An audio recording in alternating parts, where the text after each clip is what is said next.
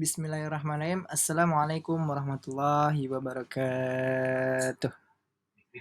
Sebelumnya, perkenalkan nama saya adalah Muhammad Hasan Alwi. Saya dari kelas 6A, NIM saya 1121012000044. Di sini saya akan menjelaskan tentang materi yang telah diberi oleh dosen Pak Muson tentang muatan dalam kurikulum bahasa. Baiklah, di slide pertama ada itu pemuatan dalam kurikulum bahasa. Apa itu muatan dalam kurikulum bahasa? Muatan kurikulum bahasa adalah istilah muatan dalam konteks pembelajaran bahasa merujuk pada seluruh komponen atau materi yang terintegrasi dalam sebuah kurikulum untuk mencapai tujuan pembelajaran yang telah ditetapkan. Muatan ini meliputi berbagai aspek yang dirancang untuk membantu siswa memperoleh, mengembangkan, dan memperdalam pemahaman serta kemampuan berbahasa mereka. Dalam pembelajaran bahasa, muatan tidak hanya terbatas pada daftar kosakata dan struktur gramatikal, tetapi juga meliputi berbagai aktivitas nyata dalam praktik komunikasi serta penggunaan bahasa dalam fungsi komunikatif yang spesifik, situasi sosial, dan topik yang relevan dengan pengalaman hidup siswa. Nah, ini dimaksudkan untuk mengintegrasikan bahasa yang dipelajari dengan kebutuhan sehari-hari dan konteks sosial siswa sehingga pembelajaran bahasa menjadi lebih bermakna. Melalui pendekatan ini, siswa tidak hanya belajar bahasa sebagai sistem semata, tetapi juga berbagai alat komunikasi yang efektif yang dapat digunakan untuk berinteraksi dalam berbagai situasi. Pembelajaran bahasa dengan muatan yang kaya dan relevan ini diharapkan dapat meningkatkan kemampuan komunikatif, kritis, dan analitis siswa dalam menggunakan bahasa secara efektif dalam kehidupan nyata. Nah, setelah kita telah mengetahui apa itu pengertian dari muatan dalam kurikulum bahasa, kemudian ada itu jenis-jenis muatan. Apa itu jenis-jenis muatan? Nah, jenis-jenis muatan ini terutama jenis-jenis muatan kurikulum bahasa. Muatan kurikulum bahasa melibatkan berbagai komponen bahasa yang digunakan dalam konteks komunikasi yang otentik, yang disesuaikan dengan kebutuhan, tujuan komunikatif, dan konteks sosial penggunaannya. Nah, pentingnya inklusi berbagai komponen penggunaan bahasa dalam muatan kurikulum bertujuan untuk memastikan bahwa siswa memperoleh pemahaman bahasa yang tidak semata-mata sebagai sistem abstrak, namun tetapi sebagai alat komunikasi yang efektif dan dinamis dalam konteks nyata. Nah, melalui apa? Melalui penerapan praktik bahasa dalam konteks yang beragam. Nah, siswa di sini diajarkan untuk mengadaptasi penggunaan struktur bahasa sesuai dengan kebutuhan komunikatif dan konteks penggunaan, serta mengaplikasikan bahasa untuk mencapai tujuan komunikatif praktis seperti berinteraksi sosial, seperti berkomunikasi, mengungkapkan pendapat, dan melakukan negosiasi. Dengan demikian, nah, kurikulum dan kaya dengan muatan bahasa mendukung pengembangan kemampuan komunikatif siswa dalam berkomunikasi atau dalam berbagai hal. Nah, untuk mempersiapkan mereka untuk berpartisipasi secara efektif dalam masyarakat yang multilingual serta memperkaya kemampuan berpikir kritis dan analitis mereka dalam menggunakan bahasa sebagai alat interaksi sosial dan budaya. Nah, dalam penggunaan bahasa Arab juga terdiri atas beberapa komponen-komponen. Nah, seperti pertama yaitu seperti keterampilan linguistik. Yang kedua seperti aktivitas dan strategi bahasa. Yang ketiga seperti fungsi komunikatif bertujuan untuk apa? Bertujuan untuk penggunaan bahasa, misalnya untuk menyapa, mengenalkan diri, menegur, menanyakan waktu atau lain sebagainya. Kemudian ada topik atau tema apa yang dibicarakan dalam bahasa, misalnya tentang kehidupan sehari-hari di rumah, penampilan fisik seseorang, makanan dan minuman. Kemudian yang kelima itu ada teks atau wacana. Yang keenam ada itu tugas-tugas berbasis komunikatif. Yang ketujuh ada itu situasi dan peran. Yang ke-8 ada konten. Yang ke-9 ada keterampilan belajar. Nah, setelah jenis-jenis dan pengertian dari muatan tersebut, kita masuk kepada aktivitas dan strategi bahasa. Nah, aktivitas dan strategi bahasa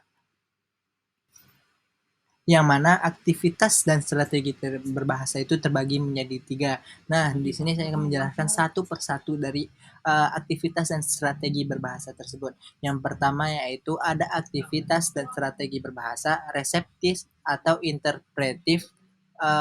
Dalam bahasa Indonesia itu seperti menyimak, membaca, dan memirsa. Yang pertama yaitu menyimak atau reseptif lisan.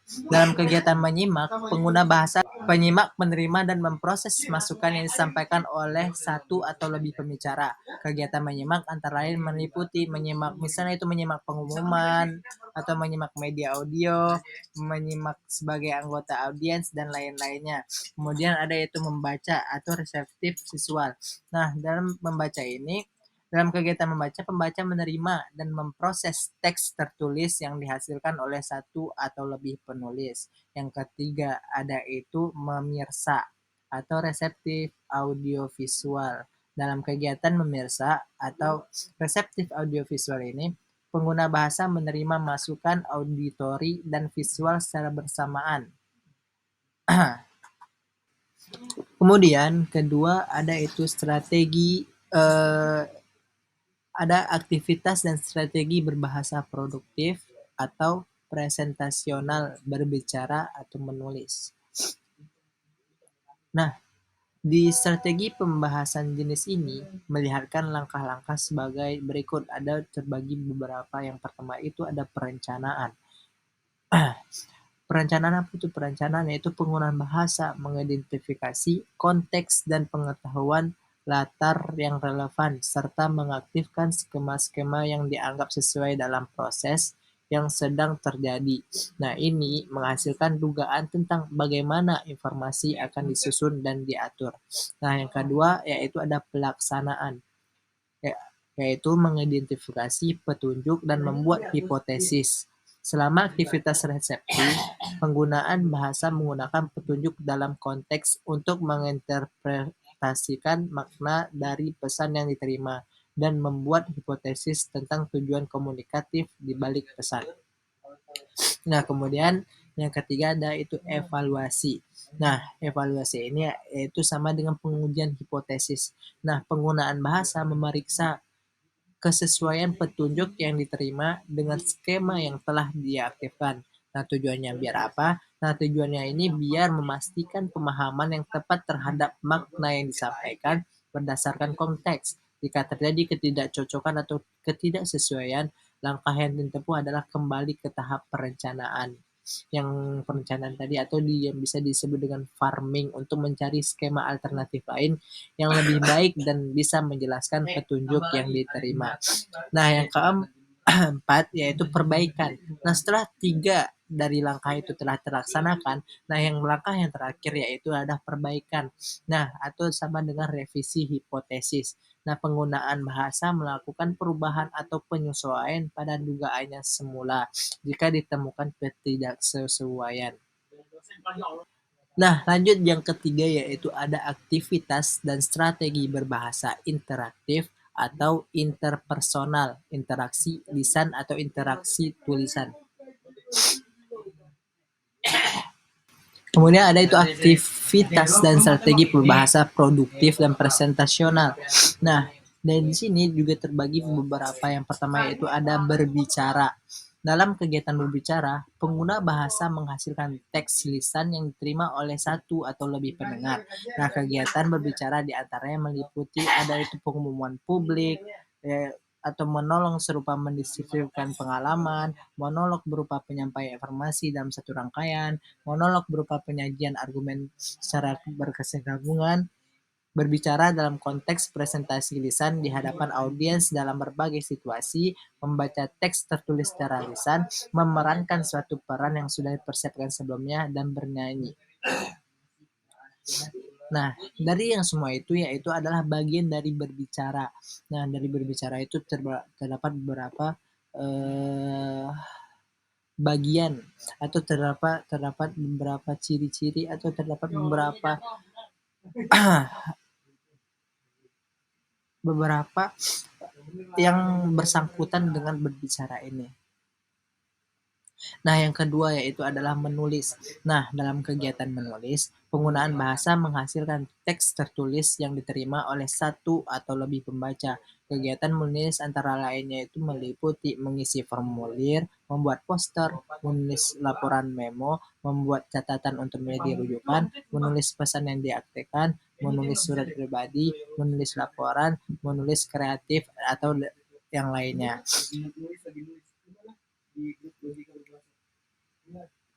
Setelah kita telah mengenali tentang aktivitas dan strategi berbahasa yang terbagi menjadi tiga itu, selanjutnya ada fungsi komunikatif.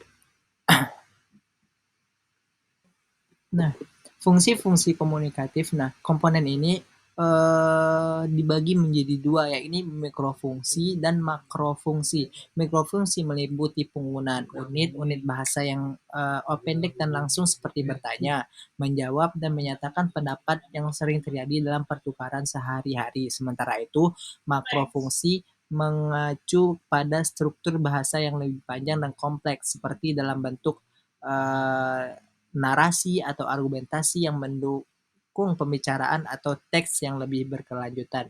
Nah, dalam komponen ini menekankan pada penggunaan wacana lisan dalam dan tertulis dalam komunikasi untuk mencapai tujuan tertentu secara efektif.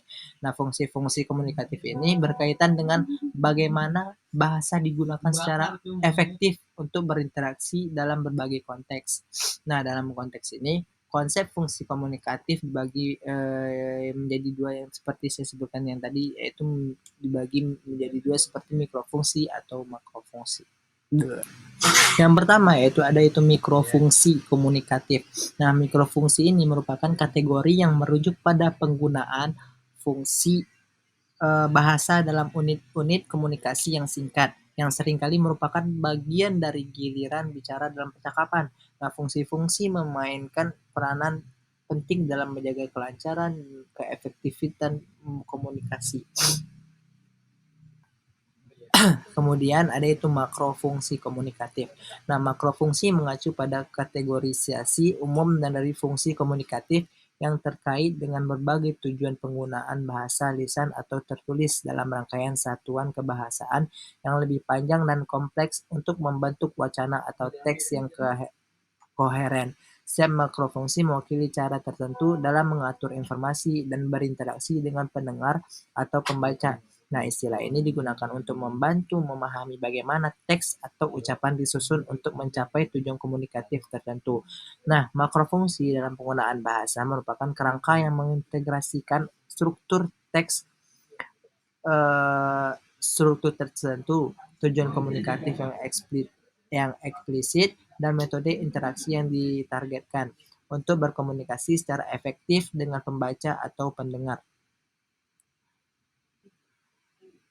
Nah, dalam makrofungsi ini juga dibagi terdiri dari beberapa jenis makrofungsi.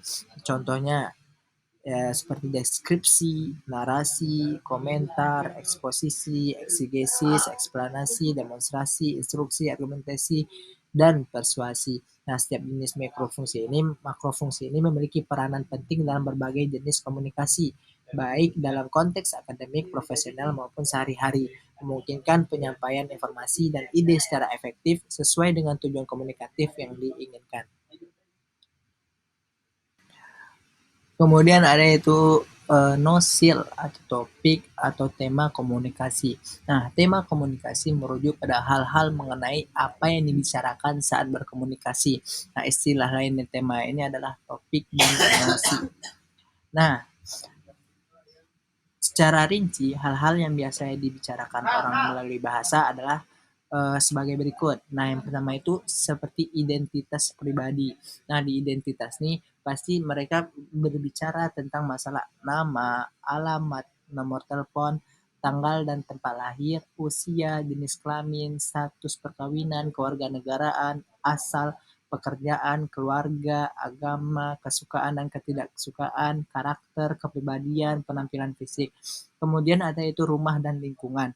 Nah, rumah dan lingkungan ini mereka pasti bertanya tentang mengenai tentang jenis-jenis tempat tinggal dan penginapan, kamar dan ruangan, perabotan dan perlengkapan tidur, biaya, layanan, fasilitas, lokasi, flora dan fauna, kemudian kehidupan sehari-hari. Kemudian ada itu waktu luang dan hiburan. Kelima ada itu perjalanan. Keenam ada hubungan dengan orang lain. Yang ketujuh ada kesehatan dan perawatan tubuh. Yang kedelapan adalah pendidikan. Nah, pendidikan ini mencakup seperti persekolahan, mata pelajar, kualifikasi. Kemudian ada belanja. Kemudian ada makanan dan minuman. Nah, kemudian ada layanan umum seperti pos, telepon, telegram, bank, polisi, layanan, dan lain-lain. Kemudian ada tempat-tempat. Kemudian ada bahasa, kemampuan berupa pemahaman dan explorer. Nah, kemudian ada itu cuaca, seperti iklim dan cuaca. Nah, saat membicarakan hal-hal tersebut, biasanya pengguna bahasa mengaitkannya juga dengan nosi-nosi yang bersifat umum yang berupa hal-hal yang terkait dengan keberadaan spasial, temporal, kuantitatif, kualitatif, mental, relasional, dan deiksis. Kemudian ada itu jenis teks atau wacana. Nah, teks atau wacana adalah satuan kebahasaan terlengkap yang dimediakan secara tertulis atau lisan dengan tata organisasi tertentu untuk mengungkapkan makna dalam konteks tertentu pula. Nah, esensi teks tidak akur dari panjang pendeknya, tapi dilihat dari pengungkapan maknanya dalam konteks. Setelah jenis-jenis tersebut, terdapat juga ada prinsip-prinsip pemilihan dan penataan muatan. Nah, prinsip-prinsip pemilihan dan penataan muatan dalam pembelajaran bahasa dalam merancang kurikulum pembelajaran bahasa, pemilihan dan penataan muatan tidak boleh dilakukan secara sembarangan. Nah, hal ini karena muatan yang dipilih dan bagaimana ia disusun secara langsung mempengaruhi efektivitas pembelajaran bahasa. Frekuentatif menjadi kunci dalam memastikan bahwa materi yang disajikan tidak hanya relevan tetapi juga memfasilitasi pembelajaran yang mendalam dan berkesinambungan. Selain itu, pendekatan sistematis terhadap bahasa sebagai sebuah entitas yang bisa diterapkan secara umum, progresivitas dalam penyajian materi, dan pendekatan pembelajaran yang dapat diajarkan menekankan pada pentingnya adaptasi dan responsivitas dalam pengajaran. Nah, mengakomodasi pengetahuan terdahulu pembelajaran dan meminimalisir interferensi antar struktur bahasa juga vital untuk memperkuat pemahaman dan keterampilan berbahasa peserta didik. Nah, dalam prinsip-prinsip pemilihan dalam penataan muatan terbagi menjadi 8. Yang pertama itu frekuensi. Nah, apa itu frekuensi? Ada sebuah program pembelajaran bahasa harus memuat item-item yang paling sering muncul atau paling banyak digunakan dalam berbahasa. Yang kedua yaitu strategi dan otonomi. Nah, strategi dan otonomi adalah sebuah program pembelajaran bahasa harus melatih peserta didik tentang bagaimana cara belajar bahasa serta cara memantau dan menyadari pembelajaran mereka sehingga mereka bisa menjadi peserta didik bahasa yang efektif dan mandiri. Kemudian yang ketiga ada itu pengulangan frekuentatif. Nah, peserta didik harus memiliki kesempatan berlatih sebanyak mungkin dan berulang-ulang untuk dapat menguasai item bahan ajar yang diharapkan untuk mereka gunakan dalam berbagai konteks. Nah, pentingnya bagi para pembelajar bahasa untuk mendapatkan pengalaman belajar yang berulang namun semakin jarang dan memungkinkan mereka untuk fokus pada materi yang diinginkan dalam berbagai konteks pembelajaran. Nah, prinsip ini didukung oleh temuan dari penelitian tentang efek pengulangan terhadap pembelajaran serta teori tingkat pemrosesan informasi yang menyoroti pentingnya variasi dalam menyajikan materi pembelajaran. Yang keempat ada itu sistem bahasa. Nah, sistem bahasa ini berfokus pada pengajaran seharusnya pada fitur-fitur bahasa yang dapat diterapkan secara umum. Nah, yang kelima ada itu progresif. Progresif itu yaitu pelajaran bahasa harus secara progresif mencakup item kosakata, tata bahasa, fungsi-fungsi komunikatif, topik atau tema, genre, situasi peran, keterampilan berbahasa, serta aktivitas dan strategi penggunaan bahasa. Yang keenam, ada pembelajaran yang dapat diajarkan. Pembelajaran yang dapat diajarkan yaitu pengajaran item-item bahasa harus memperhitungkan urutan yang paling efektif untuk dipelajari, serta mempertimbangkan kapan waktu yang tepat bagi pembelajar untuk mempelajarinya. Yang ketujuh, ada itu pemanfaatan pengetahuan terdahulu. Program pembelajaran bahasa seharusnya membantu pembelajar memanfaatkan pengetahuan bahasa yang sudah dimiliki dengan cara yang paling efektif. Yang kedelapan, ada interferensi. Yang interferensi yaitu butir-butir dalam pembelajaran bahasa harus diatur sedemikian rupa agar butir-butir yang dipelajari tersebut memberikan dampak positif pada pembelajaran satu sama lain dan agar efek interferensi dapat dihindari. Kemudian ada itu ruang lingkup urutan dalam menata muatan. Nah, ruang lingkup atau skop merujuk pada jenis dan jumlah materi yang akan diajarkan. Nah, ruang lingkup mencakup keterampilan menyimak, keterampilan membaca akademik, keterampilan menulis akademik, keterampilan berbicara, struktur bahasa Arab pada tingkat kata, kalimat, dan wacana, termasuk pengajaran ragam bahasa yang berbeda sesuai konteks dan audiens. Setelah itu ada ruang lingkup urutan dalam menata muatan. Nah, urutan sequence atau menunjukkan tata cara penyampaian dan urutan pembelajaran materi ajar tersebut. Urutan materi ajar dalam kurikulum bahasa menjadi penting karena menentukan bagaimana rangkaian suatu materi diajarkan, dipraktikkan, dan dievaluasi.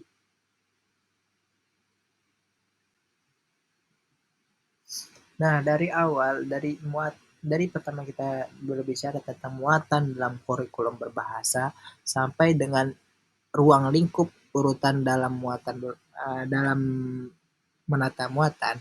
Nah, kesimpulannya yang dapat saya ambil dari sini ada muatan dalam kurikulum bahasa mencakup berbagai komponen atau materi yang berintegrasi untuk mencapai tujuan pembelajaran bahasa yang efektif. Nah, ini melibatkan lebih dari sekedar penguasaan kosakata dan struktur gramatikal, tapi juga pemahaman dan penerapan bahasa dalam konteks komunikatif yang spesifik dan situasi sosial yang relevan dengan pengalaman siswa. Mungkin sekian dari saya. Wabillahi taufik wal hidayah. Wassalamualaikum warahmatullahi wabarakatuh.